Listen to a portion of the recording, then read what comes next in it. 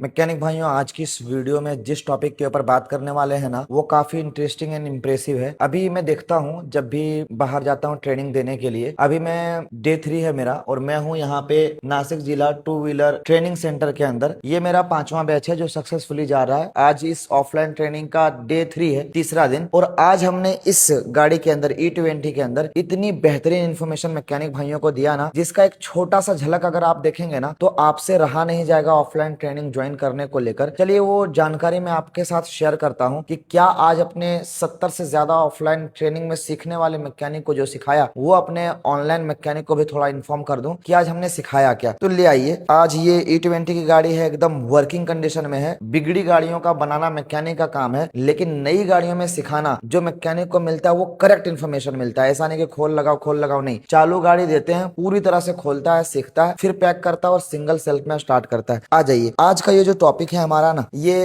काम करता है इसके RR यूनिट से। ये RR यूनिट के बारे में आज हमने डिटेल के साथ बताया कि ये RR unit normal RR unit नहीं है। यहाँ तक कि ये भी लोगों से मैं चैलेंज करता हूँ कि लोगों को ये जो RR मींस रेगुलेटर रेक्टिफायर, इसका तक मतलब पता नहीं कि ये रेगुलेटर रेक्टिफायर क्या है। तो सबसे पहले क्या जानो कि ये जो रेगुलेटर है इसका काम क्या है, देन फिर रेक्टिफायर उसका काम क्या है, देन फिर ये सारे वायरिंग के बारे में जानेंगे, देन बाईपास का तरीका आपको सिखाऊंगा कि कैसे RR यूनिट को बाईपास किया जाता है। तो स्टेप बाय स्टेप बताऊंगा जो आप फ्री ऑफ कॉस्ट सीखेंगे। एक भी रुपए देने की आवश्यकता नहीं, सिर्फ आपको चैनल को सब्सक्राइब करके बेल आइकन को प्रेस कर देना है और वीडियो हमारे आफ्टर मार्केट मैकेनिक भाइयों तक शेयर कर देना। चलिए मैं आपको स्टेप बता। देखिए, सेंसर्स के बारे में मल्टीपल वीडियोस में मैंने मैकेनिक को बताया है, लेकिन वायरिंग से खेलना मैं आज आपको सिखाऊंगा। वीडियो थोड़ी लंबी हो सकती है, लेकिन जानकारी ऐसा मैं गारंटी देता हूँ कोई नहीं दिया होगा। ये कपलर कनेक्शन हमने यहाँ से निकाल दिया है ना। सबसे पहले फुल फॉर्म इसका जान लो। RR, पहला R का मतलब होता है रेगुलेटर, दूसरे R का मतलब होता है रेक्टिफायर। रेगुलेटर का काम होता है कि AC करंट जो इसके मैग्नेट से आ रहा है, उसी AC को इसके हेडलाइट स्विच के पास भेज दिया जाए, लेकिन जितना आ रहा है उसको कम करके भेजा जाए, उसको कहा जाता है रेगुलेटर। यानी आने वाले करंट को जाने वाले में ट्रांसफर किया जाएगा, लेकिन कम करके। दूसरे R का मतलब है रेक्टिफायर, यानी AC को DC वे में कन्वर्ट करके बैटरी को चार्ज किया जाए। अब सबसे पहले क्या करें, इसके RR यूनिट को समझने से पहले इसके सारी वायरिंग को सीख लो। मैं पिछले 3 दिन से लगातार बोल रहा हूँ और बोलते बोलते मैं थक गया, मेरी गले तक बैठ गए कि इसके बारे में सीखना समझना बहुत जरूरी है, क्योंकि स्प्लेंडर E20 का वायरिंग पूरी तरह से चेंज हो गया है। देखें, सबसे पहला जो वायर है वो हमारा है व्हाइट कलर का। कहाँ से आया? तो मैग्नेट कॉइल से आया। इसका आउटपुट यहाँ आ गया, हेडलाइट के लिए स्विच में चला गया दूसरा वायर। तीसरा वायर अगर देखेंगे तो ये हमारा ग्राउंड है। ये 3 तार तो कंपलसरी सभी को पता है कि 3 तार कहाँ से आया और कहाँ पे गया। मेन मामला कहाँ फंस जाता है, जब ये 2 येलो रेड और एक रेड ब्लैक, ये वायर में मामला फंस जाता है। सबसे पहले मैं क्या करता हूँ, ये 2 वायर को क्लियर करता हूँ कि पहला रेड येलो और दूसरा रेड येलो कहाँ जाता है। तो देखो, सबसे पहला ये रेड येलो यहाँ से निकलता है और सीधा आ जाता है 15 एम्पियर फ्यूज के पास। मैं इस फ्यूज बॉक्स को बाहर निकाल लेता हूँ। देखें, हमने ये फ्यूज बॉक्स को बाहर निकाला और हमने क्या पढ़ा कि इधर 10 एम्पियर है, इधर 10 एम्पियर है, लेकिन यहाँ पे 15 एम्पियर दिया, क्योंकि AC को DC में कन्वर्ट करने के लिए ज्यादा एम्पियर की आवश्यकता पड़ती है, इसलिए 15 एम्पियर का फ्यूज लगाया गया है। अभी देखें, ये जो वायर है ये इसके फ्यूज में आया। कहां से आया? तो इसके RR यूनिट के सॉकेट कपलर से आया, और ये यहां से आने के बाद इस वायर के थ्रू आउटपुट चला गया। कहां पे चला गया? तो बैटरी को चार्ज करने के लिए चला गया। अब इसका प्रूफ मैं शेयर करता चलूंगा, वैसे हवाई नहीं, क्योंकि जब इन्फॉर्मेशन है तो लोगों को घर बैठे दिया जाए। मल्टीमीटर को मैंने सेट कर दिया बीप मोड पे। बीप मोड पे सेट करने के बाद पहला ये जो वायर है इसका कनेक्शन आप देख लो कि यहां से आया इसके पास। बीप ओके है, मेरा नॉइस कैंसिलेशन ऑन है, इसलिए शायद आपको सुनाई ना दे रहा। बीप ओके है, पहला हमारा कनेक्शन वहां से यहां तक का ठीक है। अब मैं क्या करूंगा, यहां से इसको निकालूंगा, इसके अंदर डाल दूंगा और यहां से इस बैटरी वाले चार्जर पर चेक करूंगा। बीप हमारा ओके है, यानी RR यूनिट से फ्यूज बॉक्स से आया और फ्यूज बॉक्स से आउटपुट ये बैटरी चार्ज करने को चला गया। एक वायर बाकी बचा, जो दूसरा वायर है वो यहां से सीधे चाबी स्विच के पास आता है। चलिए मैं बिना वीडियो कट किए आपको दिखाता हूँ। ये देखें, हमारी गाड़ी का ये चाबी स्विच है। चाबी स्विच के अंदर देखें एक ये येलो और रेड वायर है, ये हमारी गाड़ी के RR यूनिट से आता है। इसके अंदर भी बीप बजाएंगे तो सीधा आपको बीप सुनाई देगा। ये भी बीप हमारा ओके है। कहाँ से आया? RR यूनिट से आया। तो आपने क्लियर समझ लिया कि ये जो येलो पे रेड 2 वायर है, एक चला गया यहाँ से फ्यूज बॉक्स के पास और दूसरा चला गया यहाँ से चाबी स्विच के पास। अब हमने टोटल कितने वायर क्लियर कर लिए? तो 4 और 1 5। एक ये जो छठा वायर है इसका कनेक्शन काफी महत्वपूर्ण है। देखो, देखो यहाँ पे है रेड ब्लैक, ये रेड ब्लैक इस सेपरेट फ्यूज के पास जाता है। ये सेपरेट फ्यूज जैसे ही आप निकालेंगे तो 10 एम्पियर का फ्यूज देखने को मिलेगा। तो देखो यहाँ पे रेड ब्लैक और यहाँ पे रेड ब्लैक, इसका भी मैं बीप आपको दिखा देता हूँ। यहाँ पे मैंने एक वायर ले लिया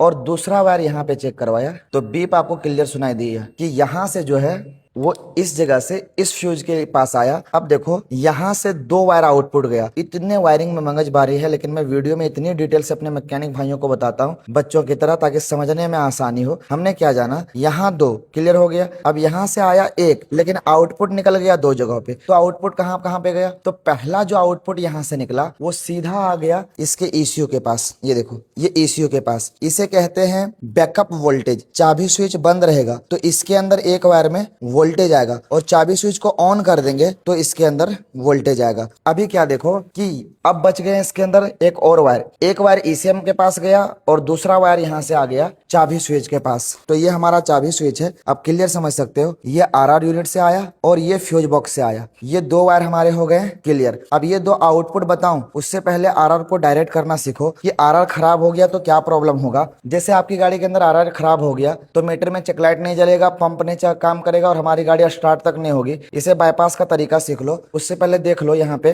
E20 की फ्रेश गाड़ी है, चाबी स्विच ऑन किया, न्यूट्रल वगैरह जल रहा है, फ्यूल लो इंडिकेशन भी जलेगा, लेकिन MIL नहीं जलेगा। क्यों MIL नहीं जलेगा, क्योंकि हमारी गाड़ी के अंदर चार्जर का तार खुला हुआ है। अब मैं क्या करूंगा, RR यूनिट को बाईपास करूंगा। बाईपास का ट्रिक आसान है, चाबी स्विच को ऑफ कर दो और इन दोनों वायर को आपस में जोड़ दो। ज्यादा तामझाम मत करना। ये हमने इस दोनों वायर को जोड़ दिए। किसको, तो हमारे इस रेड और ब्लैक और येलो और रेड। अब मैं चाबी स्विच को ऑन करूंगा। जैसे इसके RR यूनिट को डायरेक्ट करेंगे और चाबी स्विच ऑन करेंगे तो जो पहले MIL हमारी गाड़ी के अंदर नहीं आ रहा था वो अब आना शुरू हो जाएगा। देखें MIL हमारी गाड़ी के अंदर आ गया और अब चाहें तो हम गाड़ी को सेल्फ से भी और किक से भी स्टार्ट कर सकते हैं।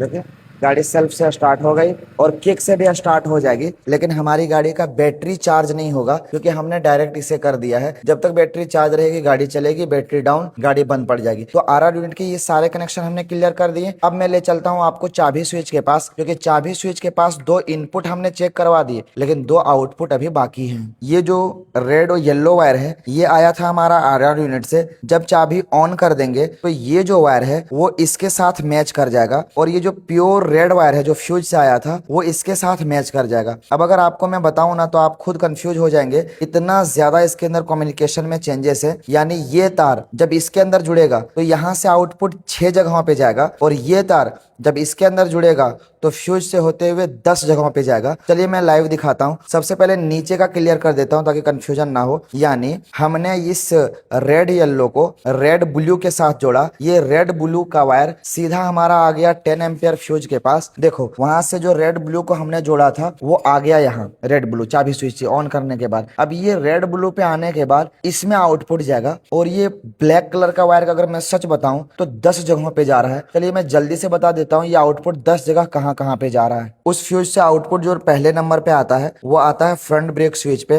दूसरे नंबर पे जो आता है वो आता है इसके मोबाइल चार्जर पे, जो दिखाऊंगा लाइव दिखाते चलूंगा। आज से पहले किसी ने इतना तगड़ा इन्फॉर्मेशन नहीं दिया होगा। ये दूसरा इसके मोबाइल चार्जर पे आया। तीसरा अगर दिखा दिया जाए तो तीसरा आ गया हमारा रियर ब्रेक स्विच के पास, ये देखो काले तार। चौथा अगर दिखाया जाए तो चौथा हमारी गाड़ी के अंदर आएगा न्यूट्रल वाले वायर के पास। पांचवा अगर दिखाया जाए तो पांचवा आएगा MIL के पास। छठा अगर दिखाया जाए तो छठा आएगा इस तेल वाले मीटर के पास। सातवां देखने के लिए आपको राइट साइड आना पड़ेगा। सातवां जो आता है वो आता है इसके सेल्फ रिले के पास। आठवां जो आता है वो आता है इसके फ्लैशर के पास। नौवां जो आता है वो इसके हॉर्न स्विच के पास आता है और 10वां जो आता है ये साइड स्टैंड का जो लाइट है इसको ब्लिंक करवाने के लिए, जलाने के लिए 10वें नंबर पे आता है। लास्ट और 10वां जो आता है इस साइड स्टैंड के लाइट को जलाने के लिए आता है। ये 10 ब्लैक वायर हमारा कंप्लीट हुआ। अभी हमने ये दोनों नीचे के वायर हमारे क्लियर कर दिए क्योंकि ये यहाँ से इस पे गया फ्यूज बॉक्स के पास और फ्यूज बॉक्स से 10 जगह पे हमारा क्लियरली चला गया। अब देखो ये जो वायर आया था छोटे वाले फ्यूज बॉक्स से वो ऑन करने के बाद इसमें ट्रांसफर होगा और यहाँ से सारे एक्चुएटर्स के पास जाएंगे। कितने एक्चुएटर्स के पास, तो 6 एक्चुएटर्स के पास। कौन कौन सा, तो सबसे पहला इग्निशन कॉइल। सबसे पहला हमारा किसके पास आएगा, तो देखो इग्निशन कॉइल। दूसरा किसके पास आएगा, तो इंजेक्टर। दूसरा आएगा इसके इंजेक्टर के पास। देखा जाए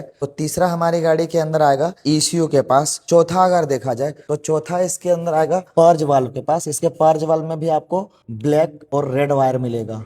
पांचवा जो आएगा वो इसके डीएलसी कपलर में आएगा। और अब बचा एक छठा, चलिए मैं आपको छठा दिखाता हूँ। छठा और लास्ट वायर इसके आईएससीवी में आता है, लेकिन ये E20 गाड़ी है तो इसके अंदर 4 वायर है क्योंकि स्टेपर मोटर लगा हुआ है। इनटेक एयर कंट्रोल वाल्व जिसके अंदर रहेगा, जो टक से अंदर टक से बाहर आता है, उसके अंदर रेड ब्लैक वायर होता है और पिंक कलर का सिग्नल ग्राउंड होता है। तो इसके अंदर 4 तार का, इसलिए वो वायर नहीं दिख रहा है। तो ये था E20 का सारा कम्युनिकेशन और बाईपास और वायरिंग। आज से पहले मुझे पता है कि इस तरह से आपको किसी ने इन्फॉर्मेशन नहीं दिया होगा। उम्मीद करता हूँ ये वीडियो इंटरेस्टिंग एंड हेल्पफुल लगी हो। पूरी वायरिंग से खेलना आपको मैंने सिखाया। एक ये छोटा सा डेमो है, बच्चा से बच्चा मैकेनिक हमारे पास सीखता है और एकदम बच्चों की तरह वायरिंग को खेलता है, क्योंकि सिखाया इस प्रकार दिया जाता है ना, क्योंकि डायग्राम अगर देखते देखते दिन भर देखते रहो कुछ समझ में नहीं आएगा, क्योंकि थ्योरी को जब तक प्रैक्टिकल में कन्वर्ट नहीं करोगे तब तक कंफ्यूजन क्लियर नहीं होगा। 2-3 लोगों के लिए और बहुत बड़ी बड़ी खुशखबरी है, अगर मुझे कहीं और आपके यहाँ बुला के सिखाना तो आप मेरे कॉन्टैक्ट नंबर पर संपर्क कर सकते हैं, और किसी को मेरे यहाँ आके सीखना है तो आप उसके लिए भी कॉन्टैक्ट कर सकते हैं, जो कॉन्टैक्ट डिटेल है। ऑफलाइन ट्रेनिंग, ऑनलाइन ज्वाइनिंग कुछ भी चाहिए हो सीधा संपर्क करिए।